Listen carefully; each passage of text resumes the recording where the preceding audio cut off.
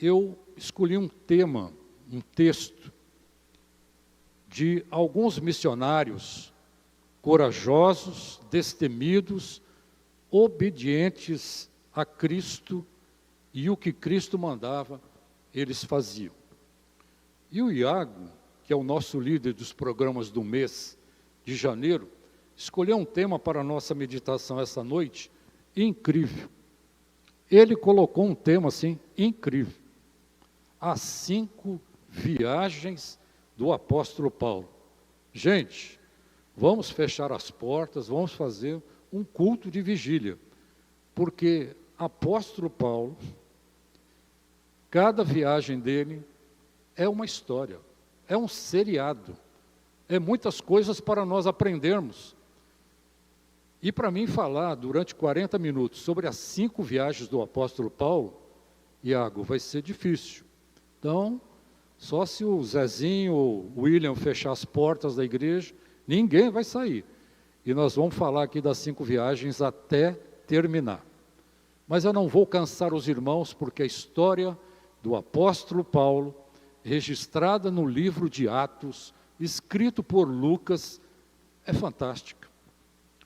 E eu conversava um pouquinho com Daniel lá na cabine de som, e estava contando que quando a gente lê a Bíblia, se a gente for assim, ler de tirada, muitas coisas a gente passa batido.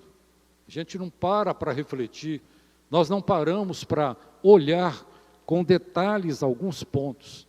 Mas quando a gente se debruça num texto, e você vai lendo, e o Senhor vai falando ao teu coração, e você vai ouvindo o que o Senhor queria dizer através disso, cada vez nos encoraja mais. Então nós vamos começar no capítulo 16 do livro de Atos, Atos capítulo 16, e vamos ler do versículo 6 ao verso 10, para que a gente possa entender um pouquinho sobre isso. Vai ser projetado aqui na tela, e nós vamos acompanhar. Paulo e seus companheiros viajavam pela região da Frígia e da Galácia, tendo sido impedidos pelo Espírito Santo de pregar a palavra na província da Ásia. Quando chegaram à fronteira da Mísia, tentaram entrar na Bitínia, mas o Espírito de Jesus os impediu. Então, contornaram a Mísia e desceram a Troade. Durante a noite, teve uma visão na qual um homem da Macedônia estava em pé e lhe suplicava: passe a Macedônia e ajude-nos. Depois que Paulo teve essa visão, preparamo-nos imediatamente para partir para a Macedônia, concluindo que Deus nos tinha chamado para lhes pregar o Evangelho.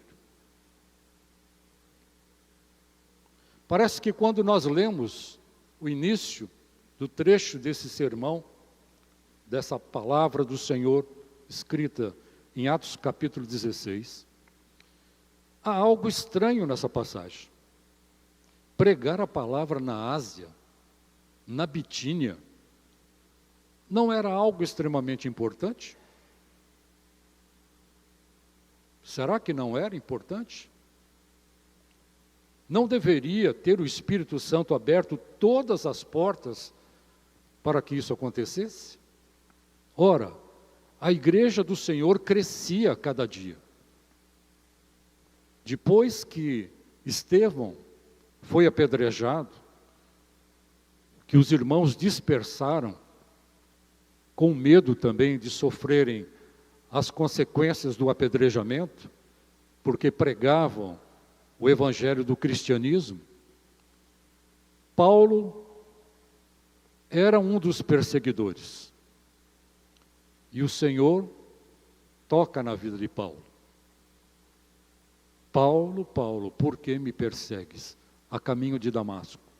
Paulo, então, se converte, passa a ser um dos líderes da igreja, e os irmãos já conhecem esse trecho da história. Então, o trabalho da igreja começa a crescer. E em Jerusalém eles tinham um concílio de apóstolos. E eles planejavam, vamos sair pelo mundo, vamos sair para tudo quanto é canto, vamos pregar o Evangelho. Mas não deveria, porque eles queriam entrar numa região que o Senhor disse não, vocês não vão entrar aí. Bom, já que nós não podemos entrar nessa região, vamos para outra região. E o Senhor disse não, impediu-os de entrar nessas regiões. Porque Jesus, Deus, tinha algo mais excelente para fazer através da vida de Paulo. Às vezes nós sonhamos, eu quero fazer isso, eu vou fazer aquilo. E o Senhor fala, não, isso não vai ser bom para você, eu não vou te dar isso, porque eu sei como é que vai ser a sua vida. Mas quando Deus nos chama para uma função, para um ministério, para uma atividade, e nós obedecemos, assim como Paulo obedeceu e entendeu, o Espírito de Deus não permitia que eles entrassem nessas cidades. Imagine você caminhando num corredor, um corredor enorme, onde tem portas à direita e portas à esquerda. E você fala, não, eu vou entrar em todas as portas. Eu quero entrar nessas portas. Mas quando você chega em frente à porta, você encontra uns dizeres, não entre, não entre, não entre, não entre. Você vai teimar? Você vai insistir? Você vai forçar a barra para entrar num lugar onde está escrito, não entre? Você não vai fazer isso. Mas agora, ele chega lá na frente, tem uma parede enorme, branca, sem dizeres nenhum. E ele tem uma visão. Deus mostra para ele um homem que está na Macedônia e diz, passa a Macedônia e nos ajuda. E no verso 10 é interessante, porque ele diz que imediatamente, ao Paulo contar essa visão para aqueles apóstolos, Silas e os demais que estavam, possivelmente até Lucas estavam com ele naquele momento, quando Paulo conta, olha, eu tive uma visão de um homem que disse para mim, passa a Macedônia e nos ajuda. Imediatamente, essa palavra imediatamente é fantástica. Por isso que eu digo a vocês, quando a gente lê rapidamente, a gente passa despercebido, já passa para outro versículo. Outra palavra, impedidos pelo Espírito de Jesus Cristo. Olha, você está impedido de ir lá. Agora, imediatamente, eles arrumaram as coisas e vamos viajar. Vamos partir então para onde Deus quer. Porque o homem, nós somos carne. Nós só enxergamos o hoje. Nós só enxergamos o hoje. Deus enxerga o ontem, o hoje e o amanhã na nossa vida. Então Ele sabe por que Ele faz isso conosco. Olha, não vou te dar isso não, Isaac. Eu tenho coisa muito melhor para você. Acalma o teu coração. Né? Você acabou de cantar, não foi? Acalma o teu coração. Paulo, acalma o teu coração. E olha que Paulo tinha um espírito, né, batalhador, e ia em frente, vamos fazer, e levantava. E os irmãos conhecem melhor a história dele do que eu, mas a gente vê como Deus estava atuando. Então, os planos de Deus são bem maiores do que os nossos. Mas no fim desse corredor apareceu então essa visão, e eles começam imediatamente partir para Macedônia. Naquela época, não havia mapas. Olha só as dificuldades. Naquela época do apóstolo Paulo, não havia mapas, não havia bússolas. Ora, como é que eu vou para a Macedônia? Como é que eu vou chegar na Macedônia? Tinha barcos, navios, que eram umas caravelas, movidas a vento. Se o vento estivesse a favor, uma distância de 250 quilômetros, vamos imaginar daqui na divisa do estado, aqui, indo para o sul, 250 quilômetros aproximadamente, daqui a Campos, né? Acho que deve dar essa distância, 250 quilômetros. Se os ventos estivessem a favor, 2 dias eles chegariam lá, tocando a nau. Mas se os ventos estivessem contrário, eles levariam mais de 5 dias para chegarem ao seu destino. Então era muito difícil, sem contar as tempestades, sem contar os furacões, sem contar os ventos fortes que tinham naquela região. Mas mesmo assim, foram, enfrentaram. Então, vamos para o versículo 11, que é onde a gente vai entender um pouquinho. Vamos lá? Vamos ler todo mundo junto? Partindo de... Navegamos diretamente para Samotrácia, e no dia seguinte para Neópolis. Dali partimos para Filipe, que foi a principal.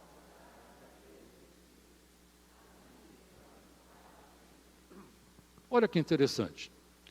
3 etapas de viagem. Eles foram até Samotrácia, né? Não, partindo de Trode, que era o porto. Então o Espírito Santo impediu deles falarem. Eles dão a volta, descem a Trode, que era um porto marítimo, tomam uma nau e caminham até Samotrácia. No dia seguinte, eles vão até a Neápolis. Por que eles passaram? Por que não bateu direto? Porque eles não navegavam à noite. Era muito perigoso. Não tinha bússola, como eu disse, não tinha uma forma de navegação, então eles preferiam viajar pela manhã. Manhã cedo partia com o navio. E dirigir de manhã é muito melhor, não é verdade? Muitos gostam de pilotar à noite, mas é muito perigoso, a visão diminui, e os irmãos sabem quantas coisas podem acontecer. Acontecer uma pane no carro e você ficar a noite toda ali, sem um mecânico, sem ajuda, numa estrada deserta. Naquela época só tinha isso. Ou você vai pequenas distâncias a pé, ou ia a cavalo, como ele foi a Damasco, perseguindo os cristãos, ou ia de barco, a vela. Então ele chega então a Filipos. Olha que interessante esse trecho da palavra. Dali partimos para Filipos, na Macedônia, colônia romana, a principal cidade daquele destino. E ali ficamos vários dias. Isso que me chama a atenção. Primeiro, o Espírito do Senhor impediu deles irem para aquelas cidades pequenas, porta de entrada para a Ásia. Mandam para Filipos, que era uma cidade enorme, grande, e ali percorria todo o tipo de comércio. Tudo que se produziam naquelas regiões, vindo da Ásia ou partindo da Ásia, era negociado ali. Existiam na cidade de Filipos minas de ouro. Então o comércio ali chamava muita atenção de muitas pessoas. Ali ficamos vários dias. Olha que interessante. Mas ele não foi lá para pregar? Por que eles ficaram muitos dias ali? Primeiro, sabiamente, quando você chega numa região que você não conhece, você quer conhecer, não é verdade? Você quer conhecer o costume, a roupa, a comida, o que eles professam. E o interessante é que Paulo, quando chegou ali, ele era muito observador. Um homem que foi criado, como Paulo foi, dentro do judaísmo, ele conhecia toda a palavra, todos os costumes, e ele também era um cidadão romano. Mas ele estava ali para conhecer. E sabe uma coisa que despertou ali? Chegou ali, ele não encontrou nenhuma igreja. Olha como Deus faz as coisas. Não tinha igreja. Possivelmente tinha algumas pessoas que já ouviram falar de Jesus em algum canto, a cidade era muito grande. Mas ele não viu nenhuma sinagoga, porque por ser uma região de judeus, se tivesse uma sinagoga, os romanos que fossem frequentar aquilo ali, tinham que ser circuncidados.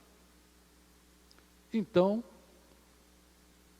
ele viu ali uma grande oportunidade. Essa cidade é o lugar. Por isso que eles ficaram vários dias, Paulo, Silas, e nesses momentos eles conversavam e eles falavam de tudo o que eles estavam ali. Vamos para o versículo 13, nós vamos entender um pouquinho mais esse trecho. Vamos lá, todo mundo lendo com uma voz bem forte, hein? No sábado, saímos da cidade e fomos para a beira do rio, onde esperávamos encontrar um lugar de oração. Sentamo-nos e começamos a conversar com as mulheres que se haviam reunidos ali. Uma das que ouviam era uma mulher chamada Lídia, vendedora de tecido de púrpura. O Senhor abriu o coração para atender a mensagem de Paulo. Olha que interessante. O que eles fizeram? Vamos orar. Já vimos a cidade por alguns dias que estamos aqui, já passeamos aqui, vimos como é que o povo vive, já conhecemos todo o comércio, já conhecemos as moradias, e agora nós queremos orar. Vamos orar para que Deus fale ao nosso coração o que nós devemos fazer. Esse ano de 2024, nossa igreja está implantando os PGM, pequenos grupos multiplicadores. Isso vai ser uma benção. Nós estamos num projeto protótipo nessa igreja. Isso tem abençoado tanto as nossas vidas, daqueles que estão participando, e logo, logo serão os multiplicadores, vários grupos. E isso vai fazer com que a igreja cada vez mais cresça. Quem esteve aqui no domingo, último dia do ano, e tivemos os batismos, chegamos à marca de 1.602 pessoas, membros dessa igreja. Então, o nosso trabalho está se expandindo, está crescendo. As nossas tendas têm que ser alargadas. E para isso nós temos que nos movimentar, nós temos que trabalhar, nós temos grandes desafios ainda pela frente. Muito bem, uma mulher que ouviu, chamava Lídia, e segundo a palavra, ela já era conhecedora da palavra do Senhor, e era uma empresária de Tiatira. E como empresária, ela estava em Filipos, não só para negociar, porque lá era um lugar onde os romanos, onde os gregos, onde a Ásia passava por lá, mas porque nessa região de Filipos existia um molusco de onde extraía-se uma tinta da qual tingia-se o tecido. Então, quem usasse um tecido, um vestido, uma camisa, uma roupa de púrpura, ele tinha muito dinheiro, porque aquilo era uma fortuna. Está podendo, hein? Está podendo. Olha a roupa dele, Fernando. Sua roupa é de púrpura, Fernando. Olha só. Então valorizavam as pessoas porque usavam púrpura, que era um material difícil de encontrar, de extrair e de utilizar como tingimento de tecido. E Lídia e os seus empregados trabalhavam nessa área. Então, o Senhor abriu o coração para atender a mensagem de Paulo. Paulo sentado, Lídia se aproxima e ele começa a falar do amor de Jesus. E ela ficou tão contente em receber Jesus no seu coração, que ela e os da sua casa, se diziam, a Bíblia não revela se ela era casada ou não, mas os da sua casa seriam seus parentes, os da sua casa poderiam ser os seus empregados, que estavam com ela naquele local também, e todos eles são batizados. E aí, Lídia começou a implorar: se os senhores me consideram uma crente no Senhor, venham ficar comigo na minha casa. E nos convenceu. Então, Paulo não queria isso, mas ela insistiu tanto, persuadiu Paulo: não, você tem que ir para a minha casa. Paulo, olha, depois que eu ouvi Jesus, depois que Jesus transformou a minha vida, eu quero que você vá para casa, vamos lá para a minha casa, fica lá em casa. E insistiu com Paulo. Aí Paulo e Silas cederam ao apelo insistente de Lídia e foram nesse lugar.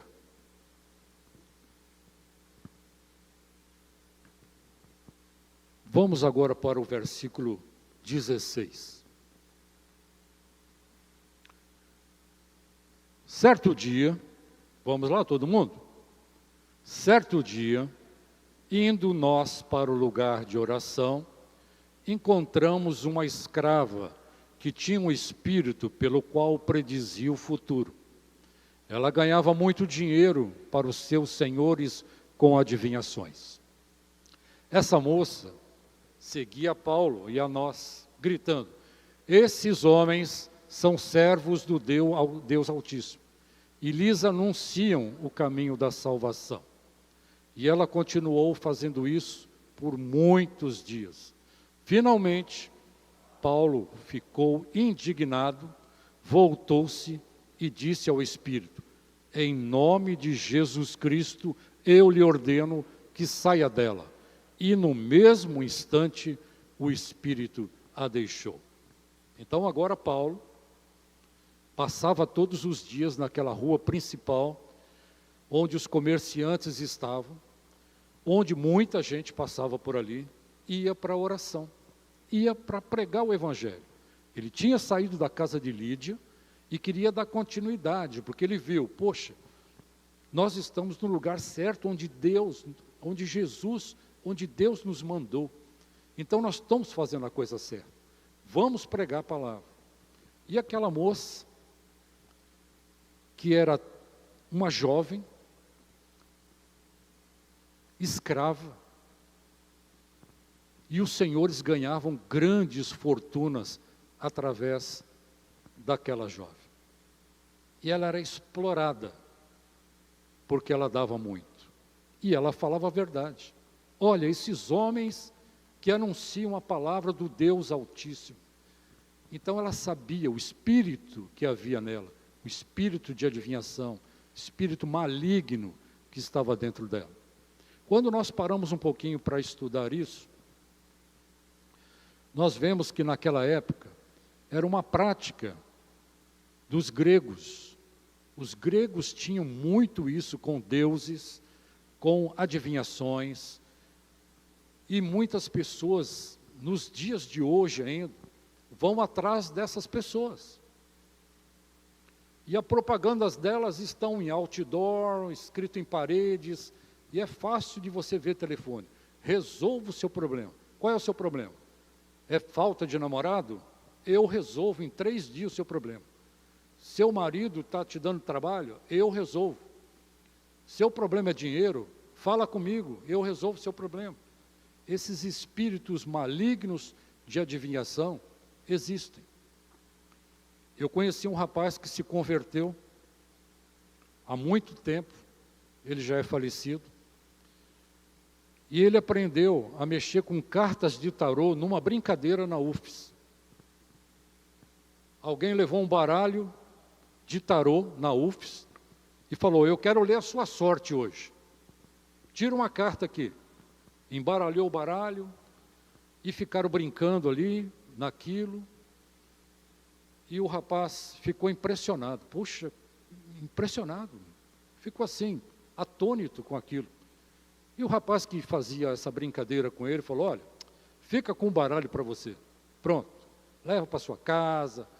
E ele começou a ler um pouquinho sobre o tarô, começou a ler sobre esse baralho, e começou a aprender algumas coisas, e ele começava a brincar com as pessoas que iam à sua casa, ou lá na UFS, juntava colegas e brincava, e aquilo foi crescendo dentro dele, ele queria saber mais, e começou a pesquisar mais, e muitas pessoas começaram, olha, sabe lá, tem um rapaz que mexe com esse negócio de carta de tarô, ele fala umas coisas impressionantes, e começaram a segui-lo, e a procurá-lo.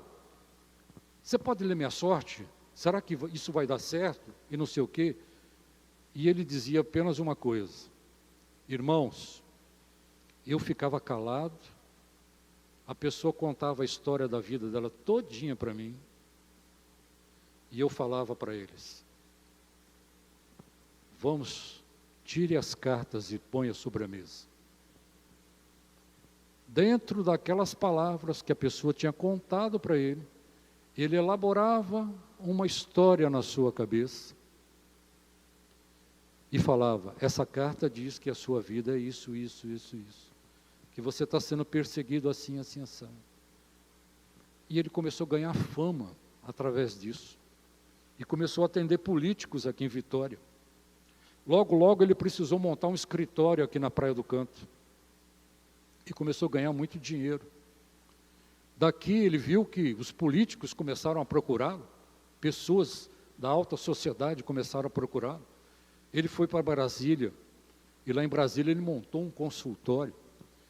E lá do consultório ele já não dava mais conta de atender aqui e atender lá. E lá eram deputados, eram senadores. O presidente da República o chamou para a casa da Dinda, e ele atendia muitas pessoas que os irmãos já conhecem, que passaram pela história. E ele simplesmente falava as mesmas palavras. As pessoas contavam toda a sua vida. Ele pensava algumas palavras e dava um resultado para aquelas pessoas. Perdeu todo o dinheiro que ele tinha. Perdeu toda a fama que ele tinha. Ficou doente. A droga o alcançou.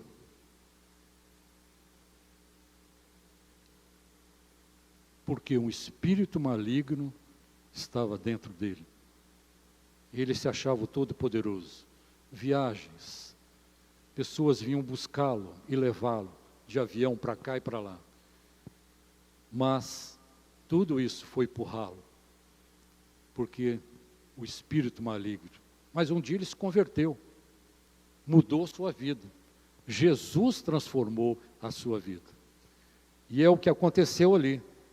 Em nome de Jesus, eu ordeno, saia dessa menina. Saiu. E aí o que aconteceu? Os seus proprietários, os donos daquela escrava, passou a persegui-lo. Tomaram-no pela roupa, né? Não vamos mais ler agora não, eu vou acelerar um pouquinho aqui para nós ganharmos tempo. Pegou aquela escrava, pegou o Paulo e Silas, levaram aos magistrados. Olha, esses aqui ensinam costumes que não são dos romanos. Nós não aceitamos aquilo que eles falam. E, consequentemente, os açoitaram. Naquela época, os magistrados, as pessoas que cuidavam da lei romana, eles carregavam auxiliares juntamente com ele. Existiam 2 magistrados naquela região da Macedônia. E eles carregavam com ele varas. E essas varas eram para açoitar as pessoas. Um exemplo, esse camarada roubou um picolé. Bom, você roubou um picolé? Ah, eu estava com vontade de roubar o picolé. Bom, então você vai tomar uma varada. Fica de bruço aí. Pronto. Sua pena já foi cumprida. Ah, eu roubei lá um saco de feijão. Você roubou um saco de feijão?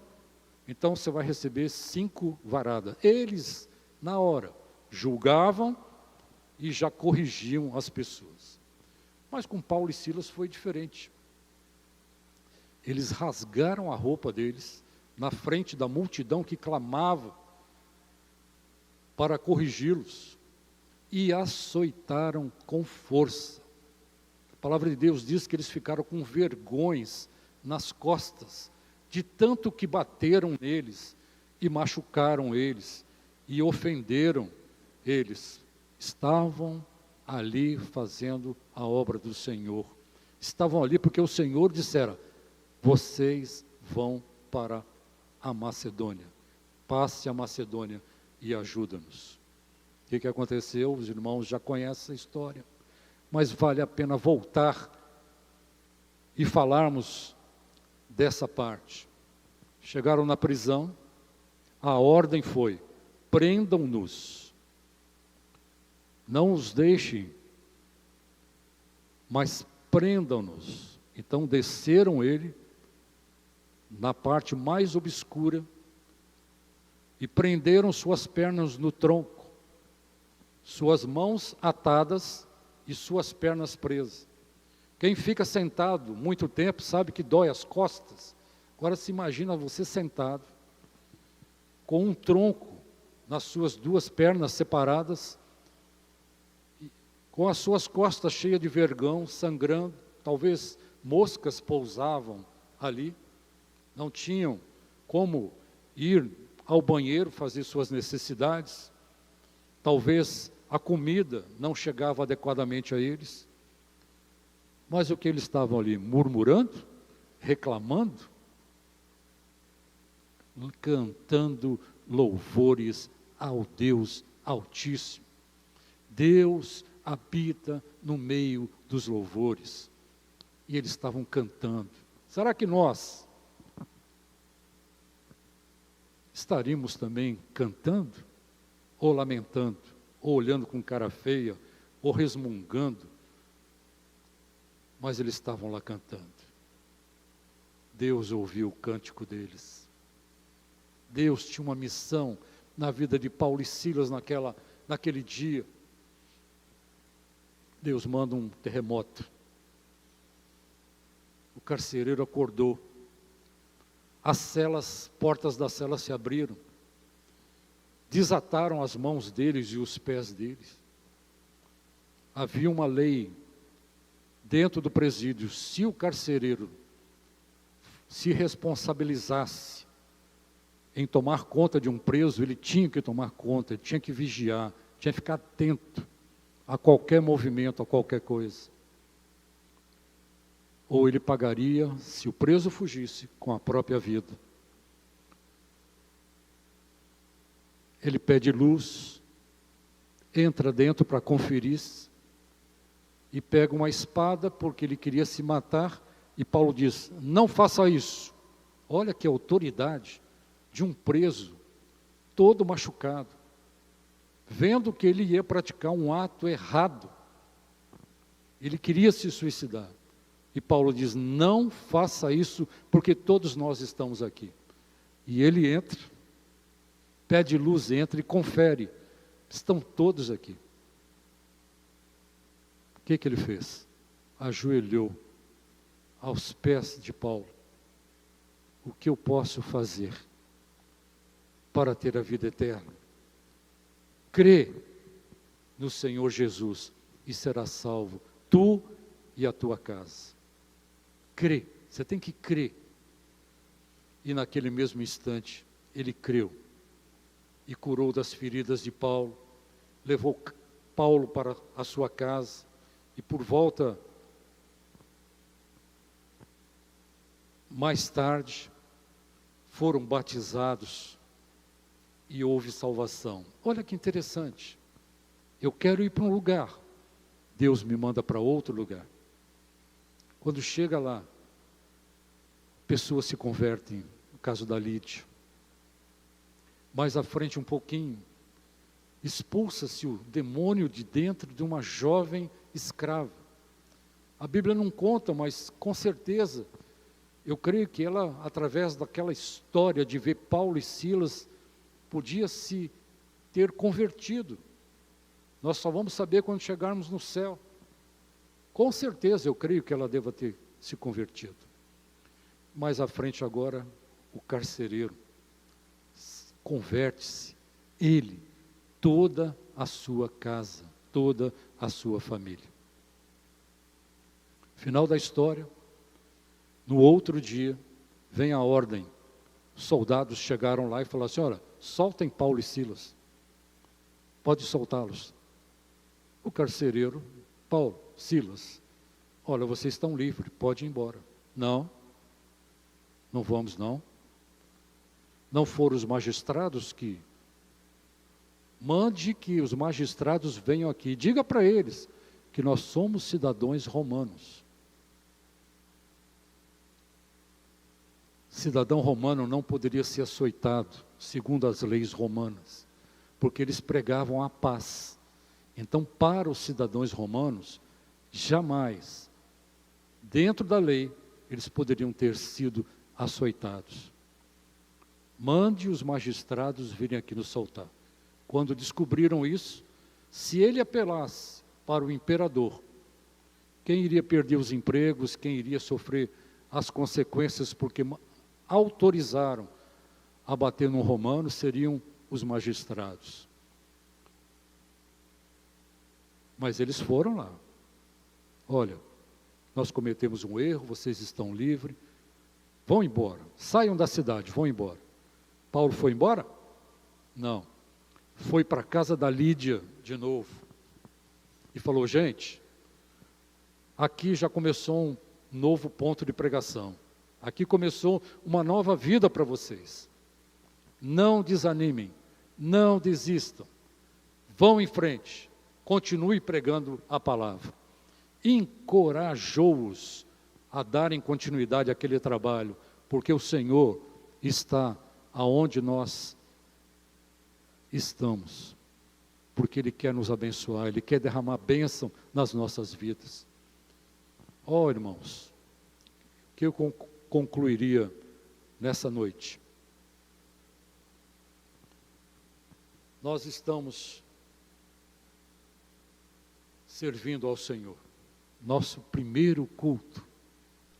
Vamos encorajar outros irmãos para que nas quartas-feiras venham à igreja.